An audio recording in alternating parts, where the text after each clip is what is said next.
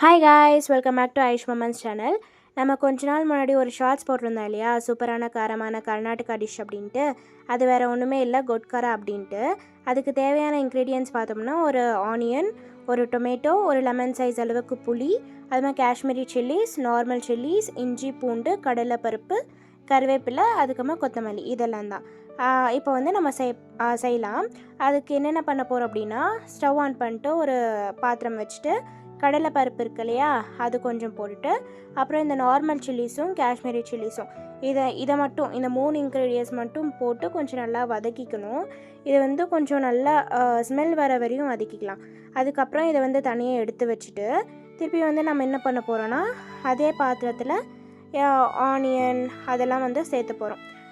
So வந்து இப்போ onion, அது மாதிரி டொமேட்டோ, அந்த புளி, இஞ்சி பூண்டு எல்லாத்தையும் போட்டு நல்லா வதக்கிக்கலாம். இந்த வீடியோவில் வந்து நிறைய ஷேக்கிங் இருக்கும், அதாவது வீடியோ வந்து ஷேக் ஆகும்.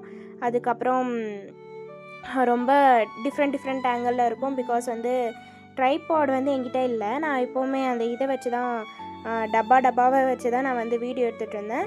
ஸோ கொஞ்சமாக அட்ஜஸ்ட் பண்ணிக்கோங்க. நான் சீக்கிரம் வந்து ட்ரைபாட் வாங்கிடுறேன். இப்போ வந்து என்ன பண்ணுறோன்னா, அந்த இன்க்ரீடியன்ஸ் எல்லாம் நான் சொன்னேன் இல்லையா, என்னதுக்கு பேர் கொத்தமல்லி, அது தவிர்த்து மற்றதெல்லாம் சேர்த்து நம்ம வந்து நல்லா ஃப்ரை பண்ணிக்கலாம். ஃப்ரை பண்ணும்போது கொஞ்சமாக லைட்டாக வந்து சென்டரில் ஆயில் ஊற்றிக்கோங்க, இல்லைனா அந்த ஆனியன் வந்து கருகிடும் ஆயில் ஊற்றலைன்னா. அதனால தான் இப்போ வந்து எல்லாமே நல்லா ஃப்ரை பண்ணிவிட்டு, இப்போ வந்து நம்ம கொத்தமல்லி வந்து போட்டுக்கலாம். அதுவும் வந்து சேர்த்து ஒரு 2 மினிட்ஸ் அந்த அளவுக்கு வந்து ஃப்ரை பண்ணிக்கோங்க. இப்போ வந்து இந்த ஃப்ரை பண்ணதை கொஞ்சம் ஆற வச்சுட்டு நம்ம மிக்சியில் போட்டு அரைச்சிக்க போகிறோம். மிக்சியில் போடுறப்போ நம்ம வந்து கொஞ்சமாக ஜீரகம், அதுக்கப்புறமா கொஞ்சோண்டு வெல்லம், இது வந்து இன்னும் டேஸ்ட்டை வந்து என்ஹான்ஸ் பண்ணும். அதனால அதுக்கப்புறமா வந்து கொஞ்சம் உப்பு, கொஞ்சம் தண்ணி, இதெல்லாமே போட்டு மிக்சியில் போட்டு அரைச்சோம்னா ரெடி ஆகிடும். இப்போ வந்து தாளிக்க போகிறோம். அந்த தாளிக்கிறதுக்கு ஒரு பேனில் கொஞ்சமாக எண்ணெய், அதுமா கடுகு, அதுக்கப்புறமா வந்து கருவேப்பிலை, இது 3 மட்டும்தான். இது 3மே போட்டு கொஞ்சம் நல்லா அது ஃப்ரை ஆனதுக்கப்புறம் அது வந்து கொஞ்சம் ஆறட்டும். அந்த தாளிச்சிருக்கோம் இல்லையா, அது வந்து கொஞ்சம் ஆறினதுக்கப்புறம் அந்த சட்னியில் வந்து நம்ம சேர்த்துக்கலாம். எனக்கு வந்து சாப்பிட்றப்போ கொஞ்சம் கருக்கு முறுக்கு அப்படின்னு இருந்தால் பிடிக்கும். அதனால் நான் வந்து ஆனியன் சேர்த்துப்பேன். இல்லைனா நீங்கள் வந்து அப்படியே பண்ணிக்கலாம்.